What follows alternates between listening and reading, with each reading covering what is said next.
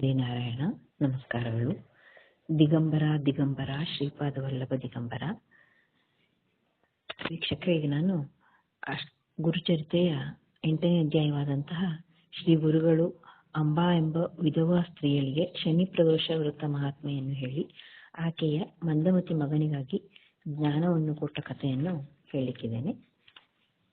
ಸುಧಾಸ್ dream world ಚಾನಲ್ಗೆ ತಮಗೆಲ್ಲ ಸ್ವಾಗತ. ನಾಮಧಾರಕರು ಸಿದ್ಧರನ್ನು ಕುರಿತು, ಸ್ವಾಮಿ ನೀವು ಇನ್ನು ಮುಂದಿನ ಗೋಕರ್ಣ ಗುರುಚರಿತ್ರೆಯನ್ನ ಹೇಳಬೇಕು, ಗೋಕರ್ಣದಲ್ಲಿ ಎಷ್ಟು ವರ್ಷ ಇದ್ರು ಎಲ್ಲ ಹೇಳಬೇಕು ಅಂತ ಕೇಳ್ಕೊಳ್ತಾರೆ. ಆಗ ಗೋಕರ್ಣದಲ್ಲಿ 3 ವರ್ಷ ಇದ್ರು, ಆಮೇಲೆ ಕುರುವಪುರಕ್ಕೆ ಹೋದ್ರು ಅಂತ ಗುರುಗಳು ಕಥೆಯನ್ನ ಆರಂಭ ಮಾಡ್ತಾರೆ. ಕುರುವಪುರದಲ್ಲಿ ಒಬ್ಬ ವೇದಶಾಸ್ತ್ರ ಸಂಪನ್ನರಾದ ಬ್ರಾಹ್ಮಣರಿರ್ತಾರೆ. ಅವರು ಅವರ ಪತ್ನಿ ಅಂಬಿಕಾ ಎನ್ನುವಳು ಬಹಳ ಸುಶೀಲಾಚಾರವಂತಳು, ಪತಿ ಸೇವಾ ನಿರತಳು, ಮಹಾಪುಣ್ಯವಂತಳು ಆಗಿದ್ದಳು. ಅವ್ರಿಗೆ ಏನಾಗ್ತದೆ ಕೇಳಿದ್ರೆ, ಎಷ್ಟು ತೀರ್ಥಯಾತ್ರೆ ಮಾಡಿದ್ರು ಹುಟ್ಟಿದ ಮಕ್ಕಳು ಯಾರು ಬದುಕ್ತಾನೇ ಇರಲಿಲ್ಲ. ಕೊನೆಗೆ ಬಹಳ ದೇವತಾ ಸೇವೆ ಆರಾಧನೆಗಳನ್ನ ಮಾಡಿ ಒಂದು ಮಗ ಬದುಕ್ತಾನೆ. ಆದ್ರೆ ಆ ಮಗ ಏನು ಹೇಳಲಿಕ್ಕೂ ಇವ್ರು ಬೇಜಾರು ಪಟ್ಕೊಳ್ಳುವಂತ ಪರಿಸ್ಥಿತಿ ಇತ್ತು. ಅವನು ಮಂದಮತಿಯಾಗಿದ್ನು. ಯಾರಿಗೂ ಅವರಿಗೆ ಅಂದ್ರೆ ಗಂಡ ಹೆಂಡತಿಗೆ ಬಹಳ ಚಿಂತೆನೇ ಆಗೋಯ್ತು. ಇಷ್ಟು ವರ್ಷ ಕೂಡಿ ನಮಗೆ ಹುಟ್ಟಿದಂತಹ ಒಂದು ಮಗನು ಜೀವಂತಿದ್ರು ಅವನು ಪ್ರಯೋಜನ ಇಲ್ವಲ್ಲ, ಮಂದಬುದ್ಧಿಯವನಾದ್ರೆ ಏನ್ ಮಾಡೋದು ಅಂತ ಭಾಳ ಬೇಜಾರು ಮಾಡ್ಕೋತಿದ್ಲು. ಅವನಿಗೆ ವಿದ್ಯೆ ಹತ್ತೋದಿಲ್ಲ ತಲೆಗೆ ಅಂದ್ಕೊಂಡು ಹೊಡೆದು ಬಡ್ದು ಬೈದು ಬುದ್ಧಿ ಹೇಳಿ ಏನ್ ಮಾಡಿದ್ರು ಅವನಿಗೆ ವಿದ್ಯೆಯನ್ನೇ ತಲೆಗೆ ಹತ್ತಿರ್ಲಿಲ್ಲ. ಅವಾಗ ಇವ್ರು ಬೇಜಾರು ಮಾಡ್ಕೋತಾರೆ, ಏನ್ ಮಾಡೋದು ನಾವು, ಮಕ್ಕಳಿಲ್ಲ ಒಂದು ಮಗ ಬದುಕದ ಅಂತ ಖುಷಿ ಪಟ್ವಿ. ಆದ್ರೆ ಈಗ ನೋಡಿದ್ರೆ ಏನ್ ಮಾಡಿದ್ರು ನಮ್ಮ ಪ್ರಾಚೀನ ಕರ್ಮ ಬಿಡ್ತಾ ಇಲ್ಲ ಹೇಳಿ ತಂದೆ ಹೊಡೆದಿಟ್ಟಾಗ ತಾಯಿ ಬೇಜಾರು ಮಾಡ್ಕೊಂಡು ಹೇಳ್ತಾಳೆ, ಸ್ವಾಮಿ ಸುಮ್ಮನೆ ಅವನಿಗೆ ಹೊಡಿಬೇಡ್ರಿ, ನಮ್ಮ ಪ್ರಾಚೀನ ಕರ್ಮನೇ ಅಷ್ಟಿರುವಾಗ ನೀವು ಅವನಿಗೆ ಯಾಕೆ ಹೊಡಿತೀರಿ, ಸುಮ್ಮನೆ ನೀವು ಇನ್ನೂ ಹೊಡೆದ್ರೆ ನಾನು ಪ್ರಾಣ ಬಿಟ್ಟು ಬಿಡ್ತೇನೆ, ನನ್ನ ಹತ್ರ ತಡ್ಕೊಳ್ಲಿಕ್ಕೆ ಆಗುದಿಲ್ಲ, ನೋಡ್ಲಿಕ್ಕೆ ಆಗುದಿಲ್ಲ ಅಂತ ಬೇಜಾರು ಮಾಡ್ಕೋತಾಳೆ. ಆಮೇಲೆ ಆತ ಸುಮ್ಮನಾಗ್ಬಿಡ್ತಾನೆ ತಂದೆ ಆದವನು. ಕಾಲಕ್ರಮೇಣ ಅವನು ಒಂದು ದಿನ ಯಾವುದೋ ರೋಗಕ್ಕೆ ಪೀಡಿತನಾಗಿ ದೈವವಶನ ಆಗ್ಬಿಡ್ತಾನೆ. ಆವಾಗ ತಾಯಿ ಮಗ ಇಬ್ಬರೇ ಇರ್ತಾರೆ. ತಾಯಿನೇಯ ಭಿಕ್ಷೆ ಬೇಡ್ಕೊಬಂದು ಮಗನನ್ನ ಸಾಕ್ತಾ ಇರ್ತಾಳೆ. ಅವನು ದೊಡ್ಡವನಾದ್ರೂ ಅವನು ಏನು ಪ್ರಯೋಜನ ಇಲ್ಲ, ಅವನ್ನೇ ತಾಯಿ ನೋಡ್ಕೋಬೇಕು, ವಯಸ್ಸಾದಂತಹ ತಾಯಿ. ಹೀಗಾಗೋಯ್ತು. ಊರಿನಲ್ಲೆಲ್ಲ ಹೀಯಾಳಿಸ್ತಿದ್ರು ಅವನಿಗೆ. ಎಷ್ಟು ಹೀಯಾಳಿಸಿದ್ರು ಅವನಿಗೆ ಅದು ತಿಳಿತಿರ್ಲಿಲ್ಲ ಮೊದಲೆಲ್ಲ.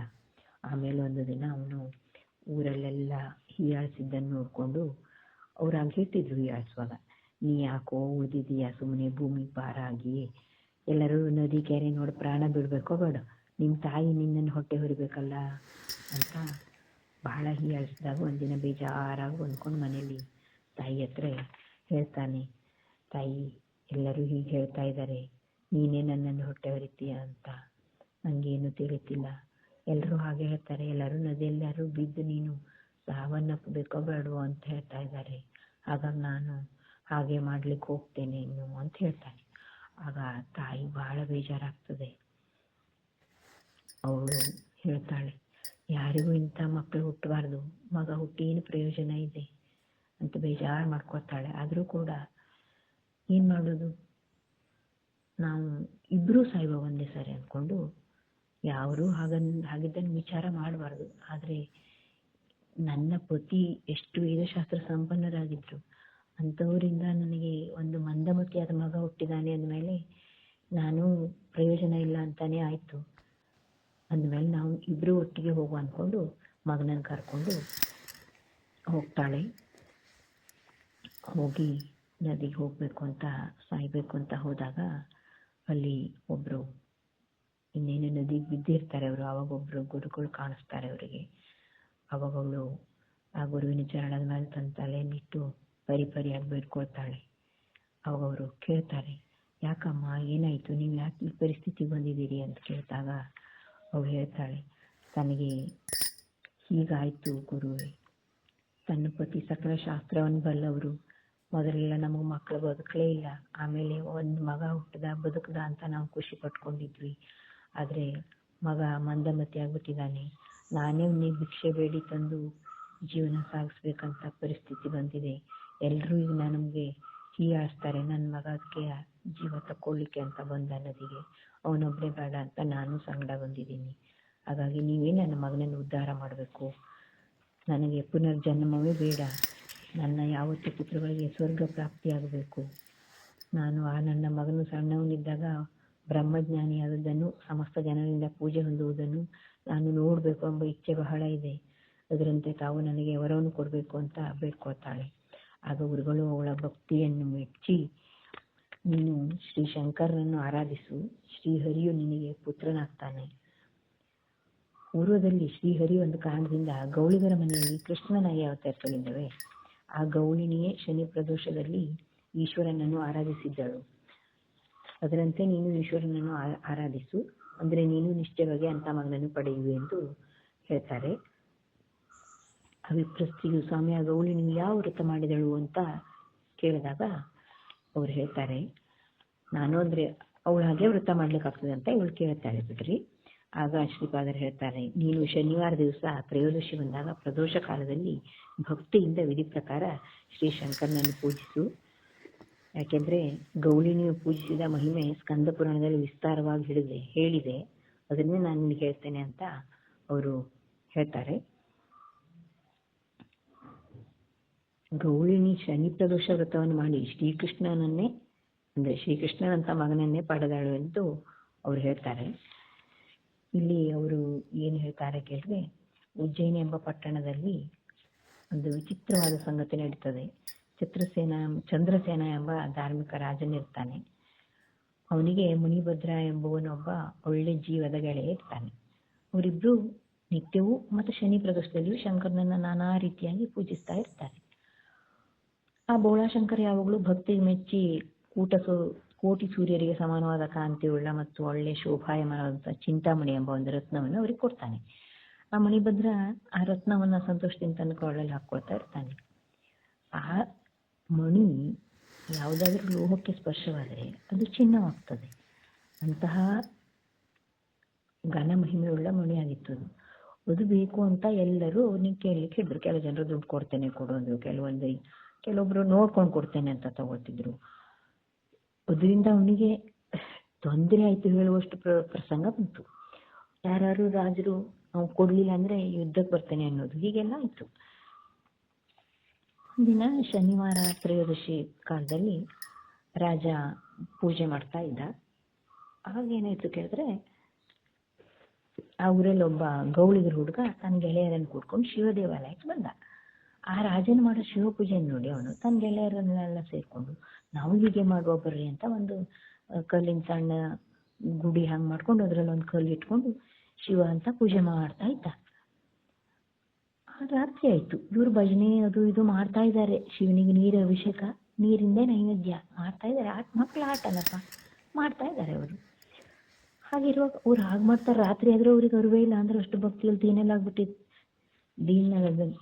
ಭಕ್ತಿಯಲ್ಲಿ ಬಿಂದು ಹೋಗಿದ್ದಾರೆ ಅವರು, ಆ ಥರ ಆಗ್ಬಿಟ್ಟಿದ್ದಾರೆ. ಆದರೆ ರಾತ್ರಿ ಆದ ಎಲ್ಲ ಮಕ್ಕಳ ತಾಯಂದಿರು ಊಟಕ್ಕೆ ಕರೀಲಿಕ್ಕೆ ಬರ್ತಾರೆ, ಎಲ್ಲ ಮಕ್ಕಳು ಹೋಗ್ತಾರೆ. ಆದ್ರೆ ಒಂದು ಹುಡುಗ ಮಾತ್ರ ಬಿಟ್ಟು ಹೋಗೋದೇ ಇಲ್ಲ, ಲಿಂಗ ಪೂಜೆ ಬಿಟ್ಟು ಮನೆಗೆ ಹೋಗೋದೇ ಇಲ್ಲ. ಆವಾಗ ತಾಯಿ ಸಿಟ್ಟಿಗೆದ್ದು, ಏನು ನಿನ್ನ ಆಟ ಅಂದ್ಕೊಂಡು ಆ ಲಿಂಗವನ್ನು ತೆಗೆದು ಅಂಗಳಕ್ಕೆ ಎಸಿತಾಳೆ. ಎಸೆದು ಇವನನ್ನು ಕರ್ಕೊಂಡು ಹೋಗ್ಲಿಕ್ಕೆ ನೋಡ್ತಾಳೆ. ಆವಾಗ ಅವನು ಏನು ಮಾಡ್ತಾನೆ ಅಂದರೆ ಹಾಗಾದ್ರೂ ಬರ್ತಾನೆ ಅವನು ಅಂತ ಅವಳ ಆಲೋಚನೆ. ಅಷ್ಟು ಮಾಡಿ ಅವಳು ಹೋಗ್ತಾಳೆ. ಆದರೆ ಇವನು ಬಿಡೋದೇ ಇಲ್ಲ, ಆ ಲಿಂಗ ಸಮೀಪ ಹೋಗಿ ತನ್ನ ಪ್ರಾಣವನ್ನು ಬಿಡಲಿಕ್ಕೆ ಯತ್ನಿಸ್ತಾನೆ. ಆಗ ಶೂಲಪಾಣಿಯಾದಂಥ ಶಂಕರ ಅವನ ಭಕ್ತಿ ಮೆಚ್ಚಿ ಆ ಸ್ಥಳದಲ್ಲಿ ಒಂದು ರತ್ನ ಖಚಿತವಾದ ಶಿವಾಲಯವನ್ನು, ಅದರಲ್ಲಿ ಸೂರ್ಯನಂತೆ ಪ್ರಕಾಶಮಾನವಾದ ಒಂದು ರತ್ನಲಿಂಗವನ್ನು ನಿರ್ಮಿಸ್ತಾನೆ. ಆಮೇಲೆ ಆ ಬಾಲಕನಿಗೆ ಹೆಚ್ಚಾಗಿ ರತ್ನ ಖಚಿತ ಲಿಂಗ ಮತ್ತು ಗುಡಿಗಳನ್ನು ಕಂಡು ಆಶ್ಚರ್ಯ ಪಡ್ತಾನೆ. ಅವನಿಗೆ ಎದುರಿನಲ್ಲಿ ಶಂಕರನ ನಿಜ ರೂಪ ಧರಿಸಿ ದರ್ಶನ ಕೊಡ್ತಾನೆ. ಎಲ್ಲ ಈ ಬಾಲಕ ನಿನಗೇನು ಹೊರಬೇಕು ಬೇಡು ಅಂತ ಕೇಳ್ಕೊಳ್ತಾನೆ. ಆಗ ಅವನು ತನ್ನ ತಾಯಿ ನಿನ್ನ ಪ್ರದೋಷ ಪೂಜೆಯನ್ನ ಕೆಡಿಸಿದಳು ಎಂದು ಆಕೆ ಮೇಲೆ ಸಿಟ್ಟಾಗಬೇಡ, ಆಕೆ ಅಪರಾಧವನ್ನು ಕ್ಷಮಿಸಬೇಕು ನೀನು ಅಂತ ಕೇಳ್ಕೊಂಡಾಗ ಅವನು, ಇಲ್ಲಪ್ಪ ಹಾಗೆಲ್ಲ ನಾನು ನಿಂತಹ ಮುದ್ದು ಬಾಲಕನ ತಾಯಿ ಮೇಲೆ ಸಿಟ್ಟಾಗೋದಿಲ್ಲ. ನೀನು ಮಾಡಿದಂತಹ ಪ್ರದೋಷ ಪೂಜೆಯನ್ನು ನೋಡಿ ನಿನ್ನ ತಾಯಿ ಮುಂದೆ ಅವಳೇ ಶ್ರೀಕೃಷ್ಣದೇವನ ತಾಯಿ ಯಶೋಧ ಆಗ್ತಾಳೆ ಅಂತ, ಅಂದ್ರೆ ಆಕೆಯ ಪಾಲನೆ ಮಾಡ್ತಾ ಇರುವಂಥ ಮಗು ಸಾಕ್ಷಾತ್ ವಿಷ್ಣುವೇ ಆಗಿರ್ತಾನೆ ಅಂತ ಹೇಳ್ತಾರೆ. ಈ ತರಹದ ಭಕ್ತಿಯಿಂದ ಪ್ರದೋಷ ಪೂಜೆಯನ್ನು ಮೊದಲು ಯಾರೂ ಮಾಡಿಲ್ಲ. ನಿನ್ನ ತಾಯಿ ಅಂದರೆ ನಿನ್ನನ್ನು ಪೋಷಿಸ್ತಾಳೆ, ನೀನು ಮಾಡಿರೋದ್ರಿಂದ ನಿನ್ನ ತಾಯಿ ನಿನ್ನ ನೋಡಿದಾಳಲ್ಲ ಪ್ರದೋಷ ಪೂಜೆಯನ್ನು ಅಂತ ಹೇಳ್ತಾನೆ. ನಿನ್ನ ವಂಶದವರೆಲ್ಲರೂ ಪುತ್ರ ಪೌತ್ರಾದಿಗಳನ್ನು ಕೂಡಿಕೊಂಡು ಕೆಲ ಸೌಭಾಗ್ಯವನ್ನು ಹೊಂದುತ್ತಾರೆ ಅಂತ ಗಿರಿಜಾರಮಣ ಅವರಿಗೆ ಹೇಳಿ ಅದೇ ಲಿಂಗದಲ್ಲಿ ಐಕ್ಯ ಹೊಂದುತ್ತಾನೆ. ಆ ಲಿಂಗ ಕೊನೆಗೂ ಗೌಳಿಗರ ಮನೆಯಲ್ಲಿ ಇತ್ತು ಅಂತ ಇಲ್ಲಿ ಹೇಳ್ತಾರೆ. ಆಮೇಲೆ ಏನಾಯ್ತು ಹೇಳಿದ್ರೆ, ರಾತ್ರಿ ಯಾಕಿಷ್ಟೆಲ್ಲ ಬೆಳಕು ಅಂತ ಎಲ್ಲರೂ ನೋಡ್ಲಿಕ್ಕೆ ಬರ್ತಾರೆ ಆ ಲಿಂಗದ ಹತ್ರ.